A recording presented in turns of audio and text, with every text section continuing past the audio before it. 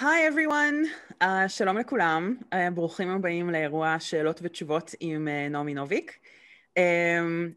אנחנו באירוע הזה, פשוט אתם יכולים לשאול שאלות את נעמי. בשביל לעשות את זה יש תיבה מתחת לאיפה שאתם רואים אותנו. אתם יכולים לשים שם את השאלה שלכם, היא תועבר אליי ואני אשאל אותה. ואנחנו נתחיל. Hi Naomi, thank you for being with us again. For this event, it's a Q&A, so people will be writing their questions in a chat and I will be reading them out to you. So the first question we have from Sivan is, in Deady Education, where are the adults? It seems like it's kind of a Lord of the Flies situation. Let me know, what you think of that. Where are the adults? Right. So in fact, that was one of the early questions that I had to decide, early decisions. And so I will show you one of the major inspirations for Deady Education was this book, which I stumbled across. So this is the Time Life series. Time Life magazines, they do Time Magazine, Life Magazine. And when I was in middle school or so, they put out these lines of books, which were basically filled with public domain art and sort of storytelling. And you would buy these books through infomercials on late night TV. And they would say, for the low price of $15 a month, like $14.99 a month, we will send you a new one of these books. And if you signed up, you could never unsubscribe. They would just keep sending them and it would be like a nightmare. But so my parents obviously never allowed me to subscribe, but I found this book in the library, in my middle school library, and found this one page in here. And, sort of, this is an extension of what I was talking about earlier, how stories kind of get put together out of many pieces.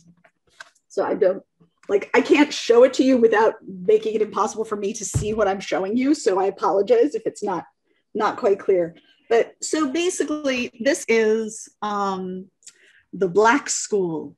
Some brave wizards of Europe, it was said, learned forbidden knowledge in a school presumed to be in Spain, a cavern reached by winding staircases leading far into the earth and sealed from the sunlight by iron doors.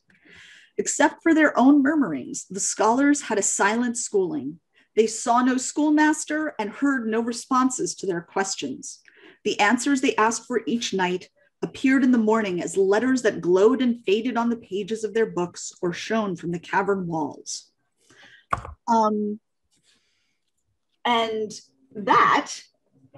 literally the same year, I also read, I found this, whenever we had holidays at my aunt and uncle's house, I would read their books because that's what I did as a child. And they had this, which is the annotated Dracula. And essentially there's this one page where there's this one tiny footnote. I'm going to try and show you. It's literally over here. He mentions the word, the Scholomance. They learned his secrets in the Scholomance, is this one line. And There's this footnote it's literally from here and like this tiny paragraph up here. And that's it. That is the material that I had on the Scholomance. Wow. There is more. There's the primary source that Bram Stoker, in fact, was working from. The source that he was working from was a book sort of that somebody he knew, a writer he knew, had collected legends of Eastern Europe.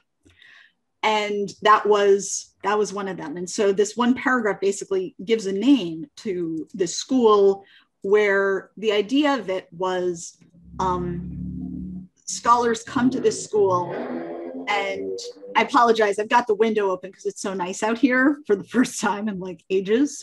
But you will occasionally hear like motorcycles going by. But so the idea was that the devil ran this school, and he allowed 10 students in.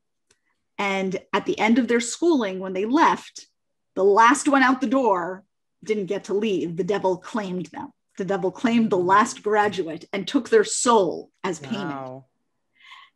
And to me, that was kind of the fundamental thing that didn't quite, that defined the Scholomance to me, which is, what makes somebody do that, right? What makes somebody pay that price? Literally offering to pay with your soul, with your existence, with something more than just your life, even. Pay with the sort of a fundamental, just complete destruction. And what kind of person, what kind of situation do you have to be in to make that choice? Because, obviously in a sort of like, ooh, scary story for children, it doesn't have to be explained. But if you're trying to make it real, then it does. If you're trying to say actual human beings, and that's the level on which I write. I try to write people who feel to me like actual people.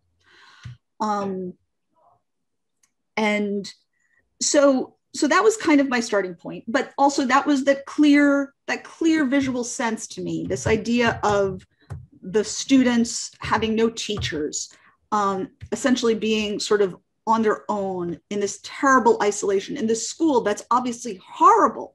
I mean, when you think about it, years alone in the dark, right, in this school, and you're doing this at the risk of your soul, and for what? Just for power? What? Right? What is it that makes somebody go in and do that?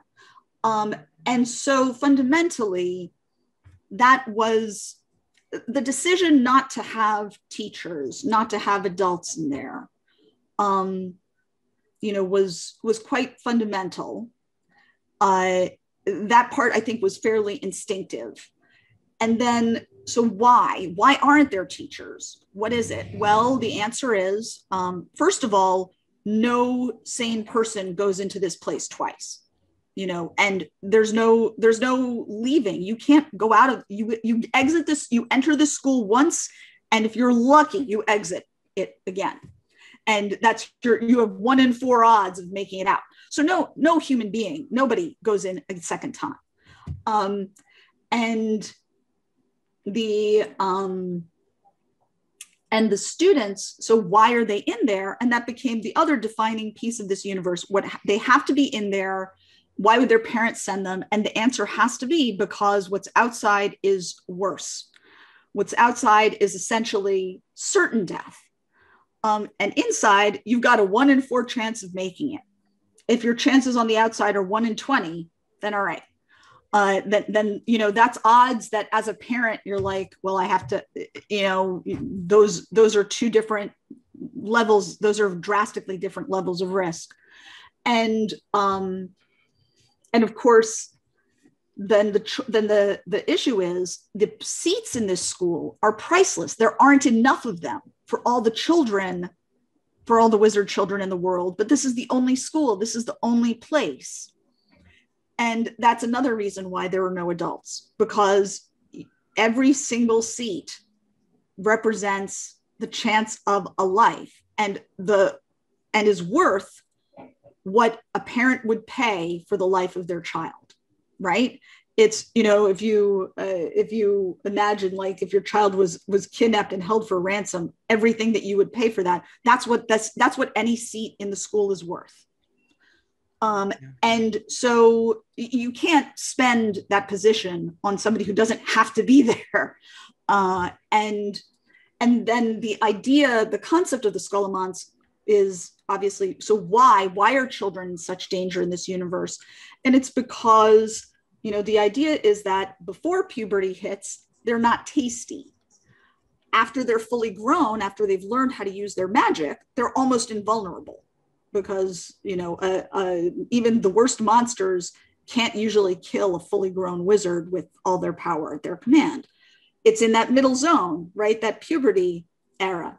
And so I'm saying all this. This is all the in-universe reasons, and the out-universe reason is right, that this is obviously, of course, the coming of age story. It's the metaphor for how do you survive adolescence? How do you become the person that you want to be through that crucible of adolescence when you leave your parents' shelter?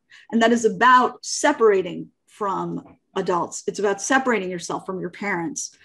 And obviously, in the real world, it's not this drastic a separation, so it's magnified. But obviously also the risks, the stakes are not, you're going to die if you don't turn in your homework, right? You're not going to be eaten by a grue if you don't turn in your homework, but in the school you will. And that, to me, right, I feel like that connects with an emotion which, for those people who read this book as actual young adults in this time of their lives, that's the emotion, that's the scale on which the emotion feels like. And if you read it as an adult, you can, I think most of us can connect back to that time in our lives because it's such a formative time, that sort of that movement of coming into ourselves, becoming who we are. And are we going to make it? Are we going to look back? Are we going to look at ourselves after we come out of it and say, yeah, I'm the person that I want to be? And that's right. That's the goal of life, to be somebody that you want to be. Okay. Thank you for that. Okay. So our next question is from Noga, and it is, we know the in-story explanation for the name Temeraire, but how did you come up with this name? It's from the painting. There's a very famous painting. There's a very famous painting by William Turner called "The Fighting Temeraire Towed to Her Last Birth," and it's this beautiful painting of the old warship, the Temeraire, being taken to being broken up, to being basically broken up for lumber, for scrap. And the Temeraire was a ship that was at Trafalgar. It's a very famous ship. And it was a ship that was captured from the French, which is why the name was Temeraire, which is a French word.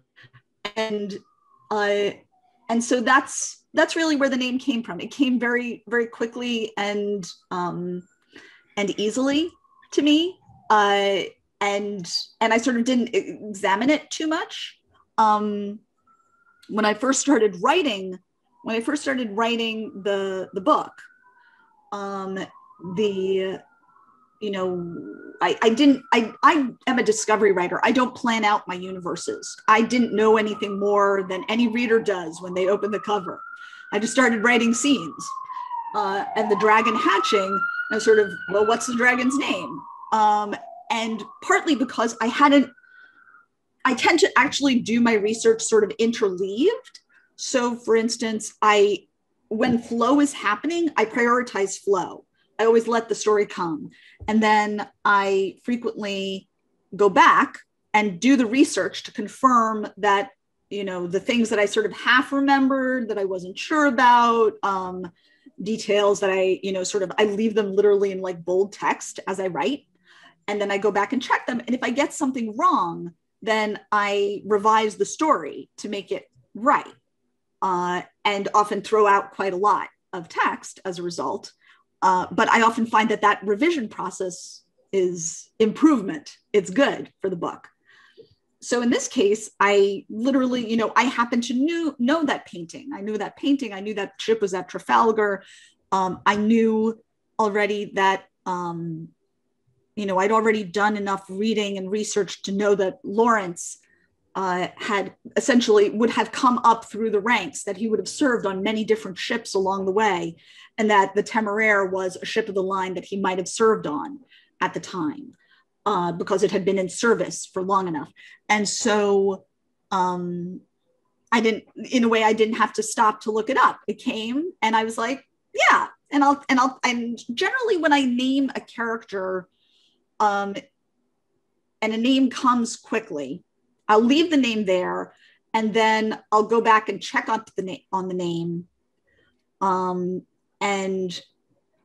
if the name, and sort of just, but let it sit, sort of use it for a while. And very often a name starts to feel right only after it's been used for a while. And if a name continues to not feel right, then I change it. And, but that's where Temeraire came from. Okay. So our next question is from Lily. Are there other historical periods and or myths that you would like to write about in the future? I mean, yes. Short answer. Yes. But I don't know what they are. It's the sort of thing where I decide on the next thing that I'm going to write when it sort of varies. Sometimes, very often it happens, I'm on vacation and I just sort of have some free time and I sit down with my laptop and I just noodle something and a new story. That's what happened with A Deadly Education. I wrote the first about 12,000, 15,000 words of it while on vacation, I think in 2016, I want to say, maybe even before then. But I had other novels that I was already under contract for. So I wrote those first and then I came back to it. And that was, I'd finished Spinning Silver. I finished the promo for Spinning Silver. I was like, all right, what's the next thing? And I was like, I feel like the Scholomons thing was good. I want to go back there. And that's what sort of decided me. And yeah, I mean, honestly, what's interesting is I don't actually know what I'm going to do after book 3 of Scholomons is due start of this July. Knock on wood that happens. But so it's going to be hopefully finished by then, and I'm not yet sure what's going to be next. It may be something that's already in my folder of like story beginnings. It may be something completely different, hits me out of the blue. I don't know. It'll see. I generally find, oftentimes people say, where do you get your ideas? That's sort of like the classic question that everybody asks every fantasy writer. And, eventually you start being like, the elves bring them, the fairies fly through the window every morning and drop them on my pillow encased in little silk things with ribbons. And it's more that I think it's very much like a muscle, right? If you see somebody who, can pick up a giant box and carry it around and has like big biceps and strong shoulders, you're not like, well, where did you get your muscles? Like, did you pick them up at the corner? No, obviously, right? You used them, you worked. And it's not quite as visible. But, so I sort of, where do I get my ideas? I point at the books on the shelf. It's like I've spent so much of my life, so much of my time thinking through these ideas, that ideas come. In fact, I have vastly more ideas than I have time to write them down. And that's that I have time to chase them. And that's kind of, I don't know exactly what it's going to be. I'll know after book 3 is done and I start it. Okay. I just want to say for everyone watching, I want to repeat again that if you want to ask a question, don't put it in the general chat, which I don't see. Put it in this special box that says שאלות למרצה, and that way I can see it. Okay, so the next question is from Hadass. Was Uprooted intentionally inspired by Jane Eyre? Jane Eyre, no, actually. I've read Jane Eyre. I'm not a huge Jane Eyre. I'm very much a Jane Austen versus, in that like Star Wars versus Star Trek. It's like Austen versus the Brontes, and I'm like Austen.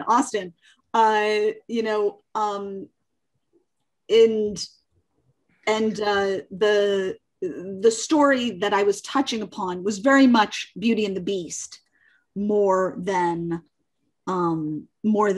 like Rochester and Jane.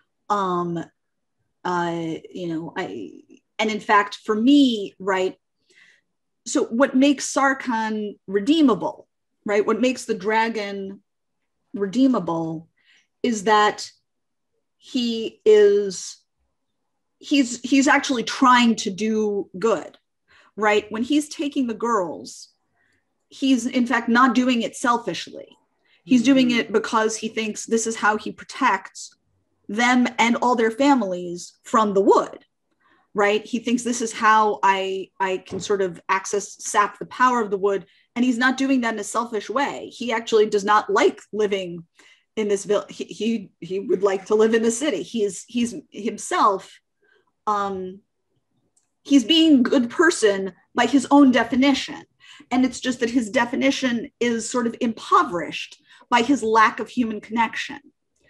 And in fact, and that lack of human connection, his lack of community is not entirely his own fault, right? He's found as a child who probably, very likely killed his entire family, but in an explosion of magic when he was literally too young, like a toddler having a tantrum. Imagine if a toddler, a 2-year-old could literally burn a house down with his brain when he got upset. You wouldn't blame the 2-year-old, but everybody's still dead, right? So, in a way, that's he is, and when he is confronted, when Agnieszka basically is like, wait a second, you're not this sort of, for me, the moment where Agnieszka sort of sees him as a person for the first time, and starts to think of him as an actual human being, as opposed to this sort of force of nature, right? The wizard in the tower was not, in the same way that kings were not people, right? Kings were sort of like these massive locuses of power and authority that were more almost symbolic, right? But Agnieszka had sort of classed him that way, that he wasn't a real person. And the things he did were not like, dude, what are you doing? Right? It's more like, oh, of course, it's like, oh, the lightning hit the building today, and that sucks. But you don't stick there and be like, shake your fist at the lightning. How dare you? You don't go down to the field and be like, lightning, you're being really bad, because you don't think of it that way. And the moment where she sees him as a person and then reaches out to him and basically says, what the hell are you doing? You're still taking us from our families and locking us up in a tower. And you sort of see him going like, oh, right. And he has this moment, and you see that he kind of, and he obviously, she, in a way, like he's already been, before this moment, forced to confront her reality as a person, because she is refusing, in a way, to be afraid of him. At a certain point, she's suddenly like, wait a second, I'm going to treat you like a person. And then he's like, wait, I am a person. And and that means you're a person too. And all of a sudden he suddenly starts to, and that's what redeems him, that once he recognizes what he's been doing is wrong, he starts trying to fix it, and he stops. And he he suddenly recognizes that, like, oh, this thing that I thought I was taking these girls and then giving them this great dowry, and they got to get away from this horrible place in the wood, which is otherwise keeping all these peasants trapped here against their will. And Agnieszka's a little bit like, shut up, this is our home, we like it here. And sort of calls him on it. He is called. And that's how he stops being the beast. That's how he stops being this monster and becomes a human being. But until then, so that's kind of how that works for me. Okay. Okay. Our next question is from Reshef, and it's, how does your identity as a fanfic writer influence your professional writing? I guess, it doesn't really influence my writing, other than I write the same way I write, the act of writing, it's me, I'm the writer. And that's, I write, when I write fanfic, when I write profic, it's the same thing. I would say that, it influences me more in things like promo. It's interesting. It's changed so much, not least, to toot my horn a little bit because of the Organization for Transformative Works and the Archive of Our Own, which we built. When I first started publishing books in 2006 and started going into conventions, I would aggressively announce myself as a fanfic writer in panels. And I would talk about it in interviews. And I made a point of doing this because fanfiction was absolutely treated, especially in science fiction, literary science fiction fandom, was treated dismissively. People constantly repeated absolute false, completely, like with enormous authority, people would inform you that fan fiction was massively copyright violation. And the second anybody told you to take it down, you had to take it down. And would tell you these things with all the authority of a judge pronouncing from the bench, when in fact, literally, none of this was actually true. And it was used as a way of silencing fanfic writers, of pushing them out of shared fandom spaces like Worldcon, like many other literary science fiction and fantasy conventions. And largely that was because, frankly, it was gendered. Women wrote fanfic, and they wanted to write fanfic. It's fan fiction is so much about community, right? And in fact, I think my stories are very much about community, not least because I'm in fanfic fandom, and it's such an important part of my life because I value community, because I value those connections to other people that I found in fandom. And that is therefore an important theme in my work as well. But it's a little, which came first, chicken or egg? And so I aggressively talked about being in fandom.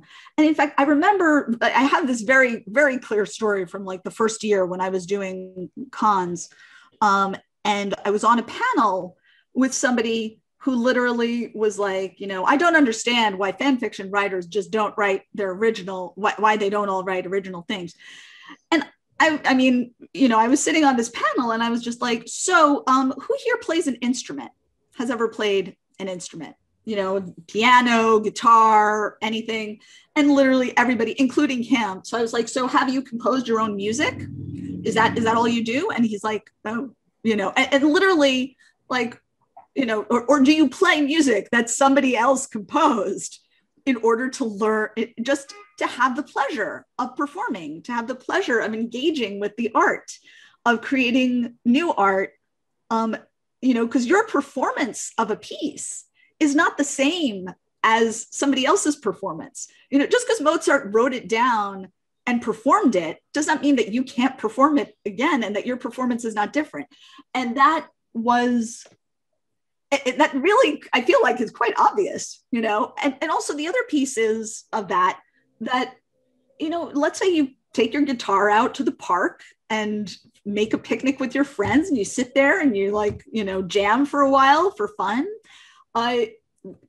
Maybe that's all you want to do. Maybe you're not trying to put out albums, and that's, so why shouldn't people write that way? And obviously, to be fair to him, one of the reasons for that is that a lot of people think of writing as hard work that you're forced to do in school, as opposed to something that you do for joy and pleasure.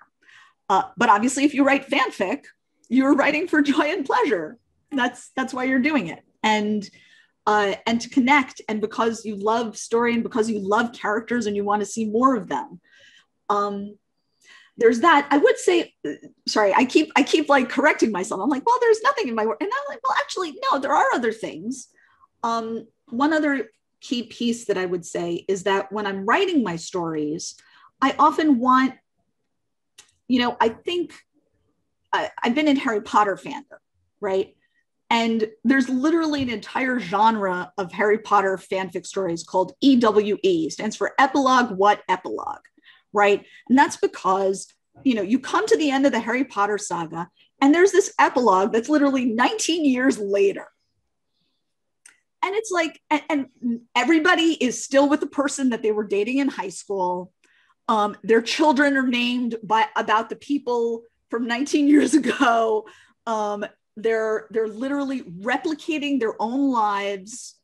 It's this, and I understand, right? It's this fantasy, and Rowling said in interviews, right, that she'd had that epilogue written, and she knew that that was the end. And I think that, for me, I would say that's fine. It's good to have it written. You shouldn't have put it in the book. You shouldn't have published it. It could be it could be the story that you were writing towards that was in your heart. But by putting it in the book, it literally slams a door right into the faces of readers who come to the end of the story and want to live and want to imagine what the characters are doing right after. And I do think about that. I very much value endings, and that's in a way why I switched to writing sort of more standalone books and stories, like Spinning Silver and Uprooted after I finished Temeraire, because I realized that it's very hard to sort of fully bring a story to a close, capturing all the threads that you've laid throughout, unless you've got it, unless you know it at the beginning. And so I got to, and yet at the same time, I want the ending. I don't want the ending to be a door shut in your face. I want the ending to be like, the satisfying moment. And you're like, now I have a cup of tea. My characters can have a little break. And now I can imagine what they're doing next. And even if I don't know, I have no idea what's happening to Agnieszka and Sarkhan. People often ask me, and I'm sort of like, I will find out if I ever write another story. That's how I will know. I don't know otherwise. But the answer is, but you can know, you can decide as a reader. And I want to leave that door open. And I want to leave the door open for shipping, for all sorts of, ship relationships. I try not to close off the doors there. I try to leave seeds for relationships.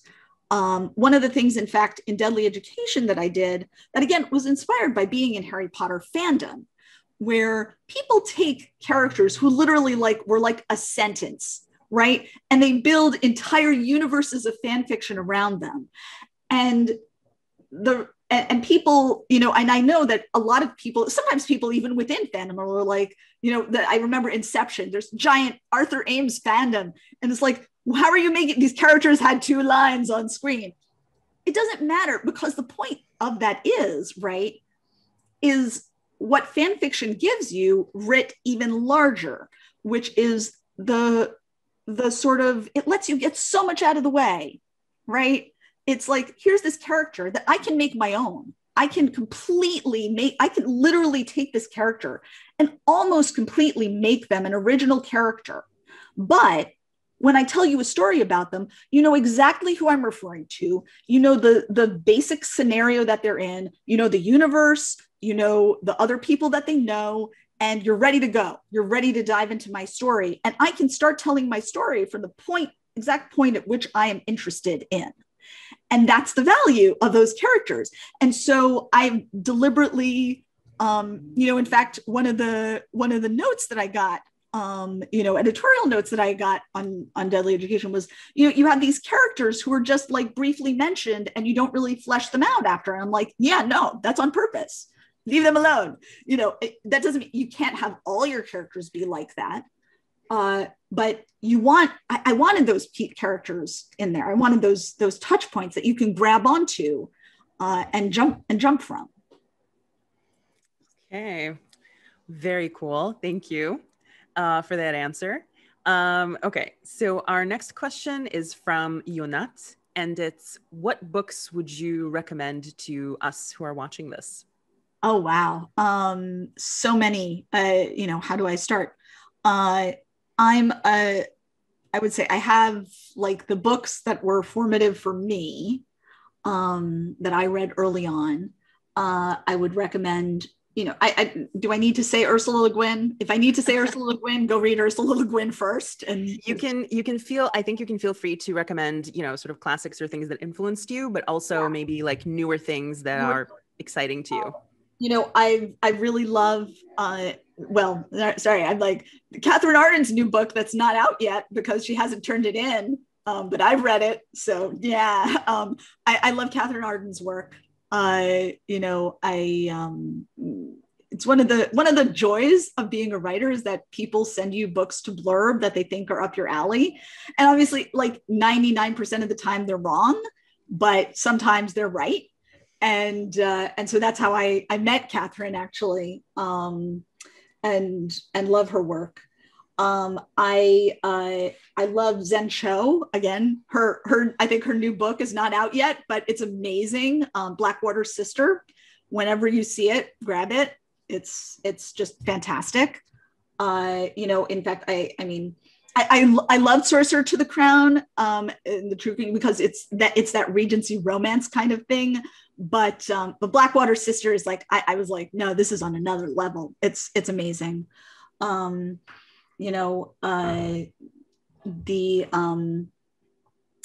just recently read Tochi Onyebuchi's Beasts Made of Night, which was a terrific book. I've been reading a really interesting book. I grew up reading the Laura Ingalls Wilder books, which are basically kind of mythology for Americans, right? And which are it's one of those books where you read it in an uncomplicated way as a child, and you can still enjoy it that way. But there's this book called Prairie Fires that's talking about the actual history that's going on and the actual things, and the way that you can learn to read those books as having been deliberately mythologized and deliberately politicized, right? They're deliberately libertarian influenced. And when you read about her relationship with her daughter and her daughter's life experiences, and you really kind of see the actual underpinnings of society, and it becomes, the people in those stories suddenly become real in a really fascinating way. So those are all, like, what else? I'm literally looking behind me, like, what's new? I mean, so many of these books have been on here for years. Which one? Okay, you can also pause. Like, that's a good set. But if you haven't read Ursula Le Guin, read Ursula Le Guin. Okay, so our next question is from Orna, and it's, are any of your books planned to become a TV show or a movie? I mean, all of them in a certain sense. The reality is, whenever a book gets optioned, right? It's a big thing that's going to be turned into a movie by X and Y.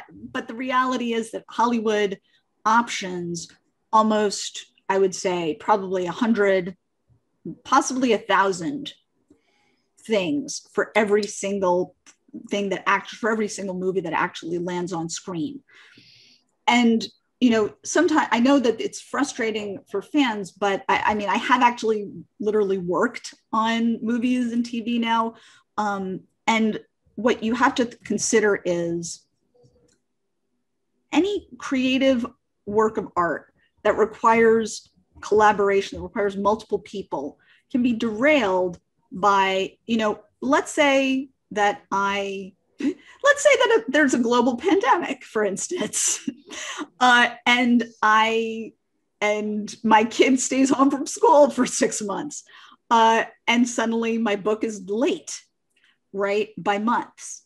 I'm one author. I can still say, I'm still going to get this book done my publisher sort of rearranges the schedule, there's enough room, and it can still happen. Let's say that to make this book come into reality required me to coordinate my schedule with 20 other people, all of whom were just as important to creating the story. Because you need people to play each character. You need people to actually say, all right, here's where you stand. You need somebody to organize where the cameras are. Every single human being on a film or TV project has all the constraints that any single one of us has, gets sick, gets family members ill, gets caregiving responsibilities, gets, illness, gets sort of burned out on the project. And depending on how, if too many people sort of fall off the wagon, is the project still the same?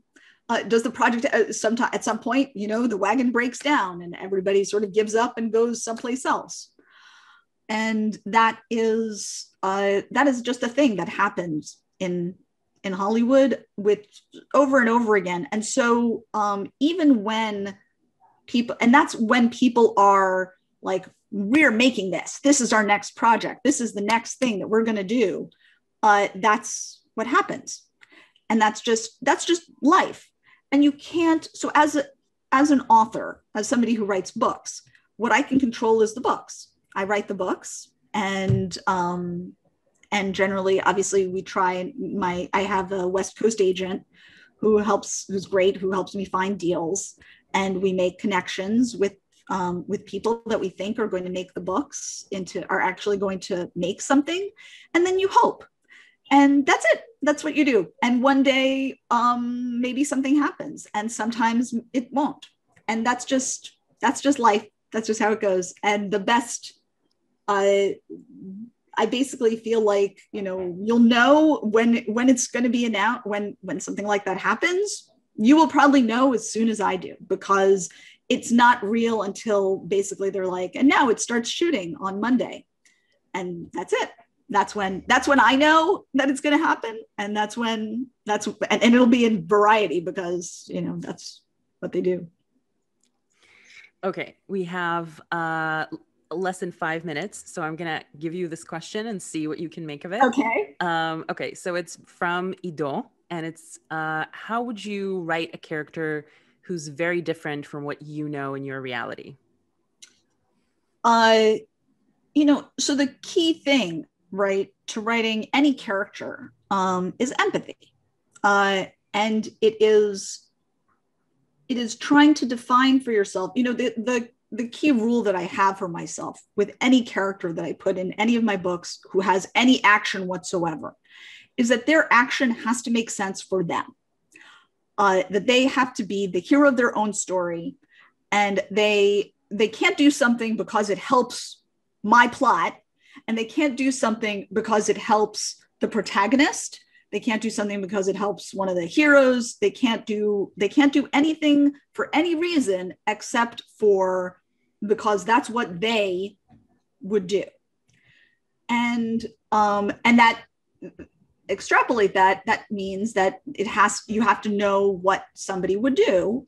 And you can know what people would do, because most people, unless you can write characters who are in fact literally insane. But I in fact dislike that. I think that most people do things that make sense for them and their lives in the context in which they're in.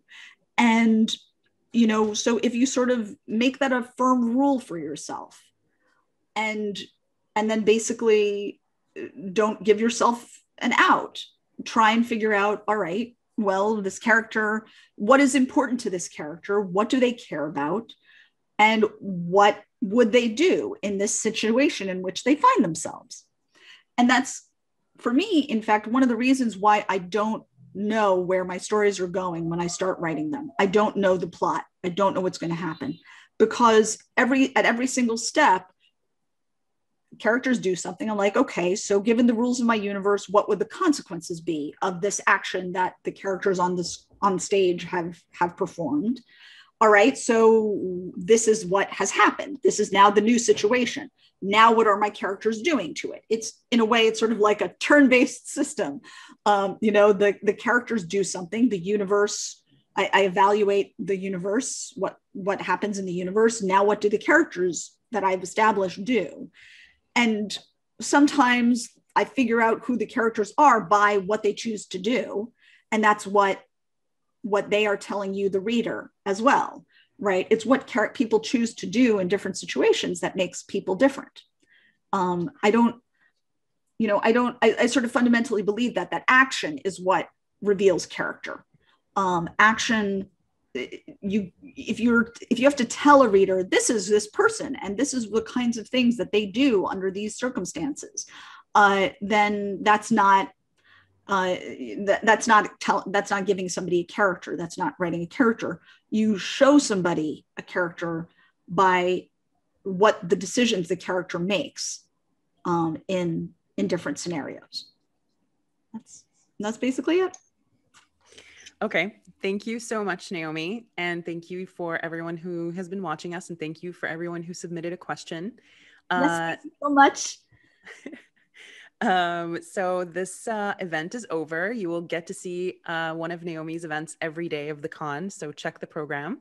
And thank you so much for joining us, Naomi. Thank you so much for your time and for your wisdom and for your answers. Oh, thank you very much. I'm very flattered by the idea that I have wisdom. So much as it is, and I'm so happy to be able to be a part of this. At least Yay. In this slightly diminished way, but okay. Thank you so much to everyone. We're now gonna go off the air whenever we're taken off the air. So thank you and bye. Have a good night.